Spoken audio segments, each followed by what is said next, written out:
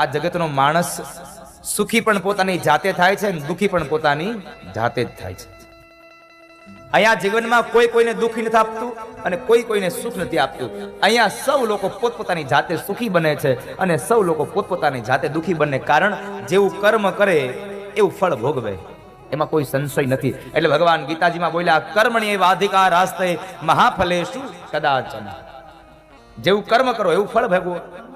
આંબો વાવો તો કેરી મળે, પછી બાવળીઓ વાવીને તમે કેરીની રાહ જોવો વૈશાખ મહિનામાં તો કઈ કેરી હોય નહીં, ત્યાં કાંટા જ હોય. એટલે જીવનમાં કર્મ સારા કરો. કર્મથી માણસ ગતિને પામે છે, કર્મથી માણસ મોક્ષને પામે છે. ત્યારબાદ મૈત્રેય ઋષિ મહારાજ આ જગતની ઉત્પત્તિની કથા બતાવે. જગતની ઉત્પત્તિમાં ભગવાન નારાયણે એની નાભીમાંથી એક કમળની ઉત્પત્તિ કરી અને એની ઉપર 4 મુખવાળા બ્રહ્માની ઉત્પત્તિ કરી. અને બ્રહ્માને કહે છે કે જાઓ તમે સજીવ સૃષ્ટિની રચના કરો. અને સજીવ સૃષ્ટિની રચના કરે એ સમય બરાબર બ્રહ્માજીએ મૈથુની સૃષ્ટિની ઉત્પત્તિ કરવાનો વિચાર કર્યો. આરંભ થયો. મનુ અને શત્રુપા રાણી આદિ માનવ બ્રહ્માજીએ પોતાના પુત્ર મનુને આજ્ઞા કરી કે જાઓ તમે મૈથુની સૃષ્ટિથી આ જગતનું ભરણ પોષણ કરો, આ જગતને આગળ ચલાવો, આ જગતમાં વંશનો વિસ્તાર કરો. અને ત્યારે મનુ મહારાજે કીધું કે પિતાશ્રી તમે કહો એમ હું આ મૈથુની સૃષ્ટિનું સ્વીકાર કરી લઉં, પણ મારે મારા દીકરાઓ થાય એને રહેવા માટે જગ્યા ક્યાં આપી? કારણ ધરતી જળમાં લીન છે, તો જ્યાં સુધી ધરતીને બહાર ન લાવો ત્યાં સુધી હું શું કરું? અને એ સમયે ભગવાન બ્રહ્માજીએ ભગવાન નારાયણને પ્રાર્થના કરી અને ભગવાન નારાયણ સૌથી પહેલા વરાહ અવતાર લઈ અને પ્રગટ થયા. બોલીએ વરાહ નારાયણ ભગવાન કી જય. ભગવાન વરાહ અવતાર ધારણ કર્યો. ભગવાન એ જળની અંદર રહેલી એ પૃથ્વીને લેવા માટે ગયા. અને એ સમયે જ્યારે પૃથ્વીને લેવા માટે જાય, પૃથ્વીને દાઢ વડે ખેંચીને બહાર આવે એ સમયે માર્ગની અંદર એક હિરણાક્ષ નામનો અસુર આવ્યો. હિરણાક્ષ નામનો અસુર આવ્યો અને એ અસુર ભગવાનને કહે છે ધરતી છોડી દે, ધરતી છોડી દે, ધરતી છોડી દે. મારી છે, મારી છે, મારી છે કહેતો આવે છે. ભગવાન કહે છે હજી આને બહાર લઈને ગયો નહીં, ત્યાં તો મીંડો કેવા મારી મારી મારી. અને આપણે એ જ કહીને આ શેડો ઉભાર્યો, હામો શેડો દેખાય ને ત્યાં સુધી મારી. મારું હોય ને ભેગું આવે, આ યાદ રાખજો. મારું હોય એ ભેગું આવે છેક સુધી. અહીંયા કોઈ ભેગું નથી આવતું. આ જમીનની ક્યાં વાત કરવી? જેની હારે આપણે રહીએ છીએ ને એ દીકરા દીકરીઓ હારે નથી આવતા, પત્ની હારે નથી આવતી, મા બાપ હારે નથી આવતા. એ બધા હગા છે, પણ ક્યાં સુધી? જ્યાં સુધી આમાં પ્રાણ છે ત્યાં સુધી, જ્યાં સુધી આમાં શ્વાસ છે ત્યાં સુધી બધા હગા છે. એટલે ભોજા ભગત લખે છે જીવને શ્વાસ તણી સગાઈ, પછી ઘરમાં ઘડી ન રાખે ભાઈ. જીવને શ્વાસ તણી સગાઈ, પછી ઘરમાં ઘડી કઈ નો રાખે. શ્વાસ ગયો એટલે પૂરું થયું. અમરેલીની બાજુમાં ફતેપુર ગામ છે અને એ ફતેપુરમાં પટેલ પરિવારમાં એક ભોજા બાપા થઈ ગયા.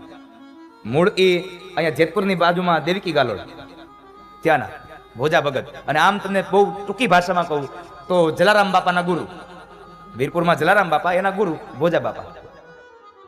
પટેલ સમાજનું એક ઘરેણું છે, સાવલિયા પરિવારનું એક નાક છે સાહેબ. એની કીર્તિ છે, એનો એક ચાંદ, એક સૂર્ય છે ભોજા ભગત. એને 2 ભક્તો આપ્યા, ભોજલરામ અને વાલનરામ. એને ભોજા બાપાએ જલારામ અને વાલનરામ 2 ભક્તો આપ્યા.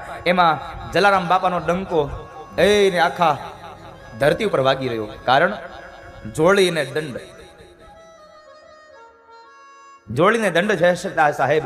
જ્યાં સુધી એ જોડી હશે ત્યાં સુધી જલારામ બાપાના વીરપુરમાં એ અન્ન ક્ષેત્ર એમનેમ ચાલ્યા જ કરે. વિચાર તો કરો, આ ભારતમાં એક એવું મંદિર છે કે જ્યાં કોઈ માણસનો 1 રૂપિયો લેવા નથી આવતો. કોઈ માણસ આવે ત્યાં નથી દાન પેટી, નથી ત્યાં તમારું શ્રીફળ સ્વીકારાતું, કઈ નહીં, કશું સ્વીકારવામાં ન આવે સાહેબ. પણ જ્યારે ગુરુ સમર્થ હોય ત્યારે થાય સાહેબ. એટલે ક્યારે એવું જિંદગીમાં કેવું નહીં આ મારું છે મારું છે. કારણ દીકરા દીકરીઓ આપણા નથી થયા, પત્ની આપણી નથી થઈ, મા બાપે આપણા નથી થયા. કોઈ દિવસ કોઈ કોઈનું થયું જ નથી. નકર તો આપણને ઘરમાં ન રાખે મરી ગયા પછી. આ સ્વાર્થના બધા સગા છે. આ સમાજમાં સ્વાર્થ છે ત્યાં સુધી બધા બોલશે, સ્વાર્થ છે ત્યાં સુધી પતિ પતિ કરશે, પછી કહે પતિ ગયો. સ્વાર્થ ગયો એટલે પતિ ગયો.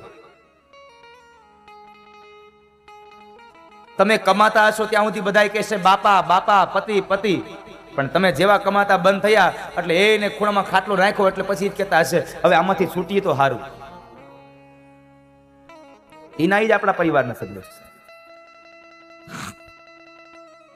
પરિવારના સભ્યો પણ સાહેબ આપણા જેતા સ્વાર્થના સગા હોય છે. એક વખત એક ગામડામાં એક મહાત્માજી બેઠા હતા અને એક ગામડાનો એક માણસ રોજના માટે મહાત્માજી પાસે આવે, રોજ મહાત્માજી પાસે આવે, જ્ઞાનની વાતો કરે. એમાં એક વખત મહાત્માજીએ કીધું કે ભાઈ સાચું કહું, આ સંસાર છે ને સાવ એટલે સાવ સ્વાર્થીલો છે. એ કોઈ કોઈને પ્રેમ કરતા નથી, હાવ સ્વાર્થીલા છે. કામ કરીને તું મારી ભેગો વૈયાને ભગવા કપડા પહેરે. અરે ના હો મહારાજ, મારા સભ્યો તો મને પ્રેમ કરે છે, મારી પત્ની, મારા બાળકો, મારા મા બાપ, આ બધા મને પ્રેમ કરે છે. મહાત્માજી કહે છે તારો વેમ છે, કોઈ કોઈને પ્રેમ કરતું નથી. સ્વાર્થ હોય ત્યાં સુધી પ્રેમ હોય છે, અને જ્યાં સ્વાર્થ હોય ત્યાં પ્રેમ ન હોય કોઈ દિવસ.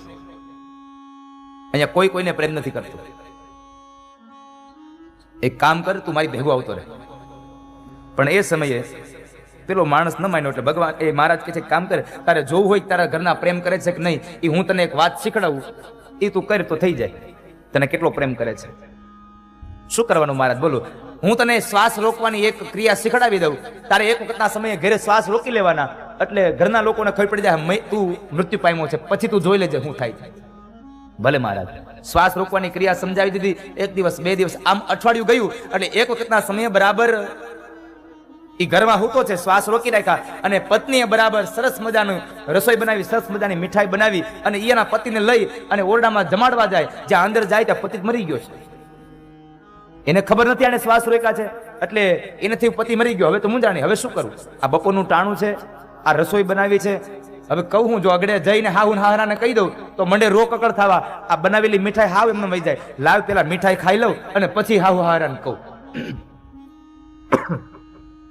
પત્નીએ ભર પેટ મીઠાઈ દાબી લીધી અને પછી હાહુ હારાને જઈને કીધું.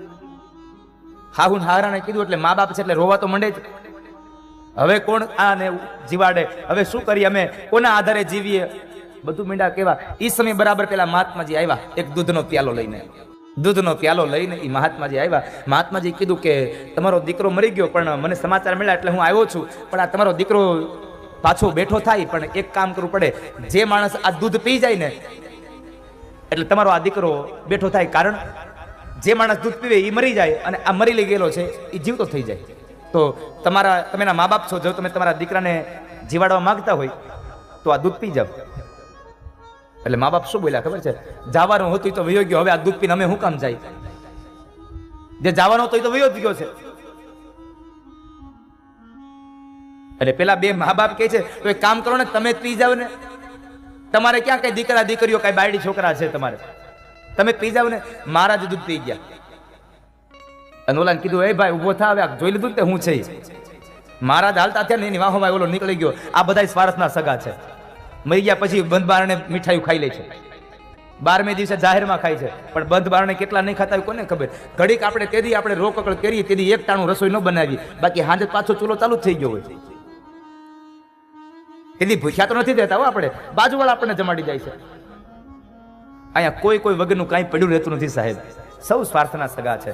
સ્વાર્થની સાથે જીવડા પ્રીત રે બંધાણી. સ્વાર્થની સાથે જીવડા પ્રીત રે બંધાણી.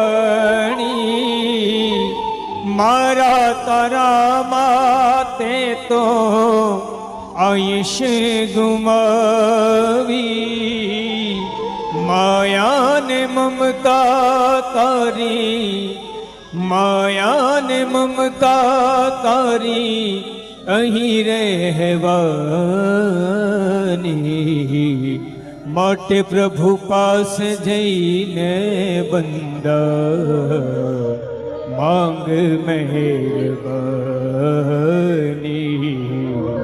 માંગ મહેરબાની. આ સૌ સ્વાર્થના સગા છે સાહેબ આ દુનિયામાં.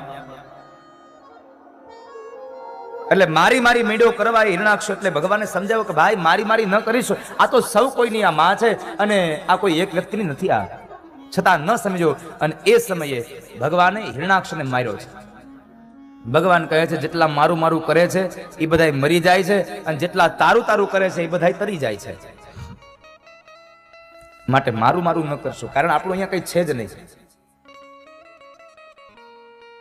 એ સમયે વિદુરજી મહારાજ પ્રશ્ન કર્યો, બાપજી આ હિરણાક્ષ કોણ હતો? હિરણાક્ષ તો દિતિનો પુત્ર હતો. અરે બાપજી, દિતિ તો દેવોની માતા છે, તો પછી એ અસુરોની માતા કેમ બન્યા? સાંભળો રા, આ કથા તમને વિસ્તારથી કહું. દેવોની માતા દૈત્યોની માતા કેમ બન્યા એની વાત. એક વખતના સમયે દિતિ અને કશ્યપ એના આશ્રમમાં બેઠા છે અને એ કશ્યપ અને દિતિ બે બેઠા બેઠા ત્યારે સંધ્યાનો કાળ થયો. એટલે સંધ્યાના સમયે એમણે દિતિના મનમાં કામ પ્રવેશ કર્યો. એટલે એ કામને લઈ અને દિતિએ કામ ભોગવવાની વાત કરી કશ્યપને. પણ કશ્યપ ઋષિ કહે છે કે દેવી, આ સંધ્યાનો સમય છે એ ભજનનો સમય છે, એ ભોગ ભોગવવાનો સમય નથી.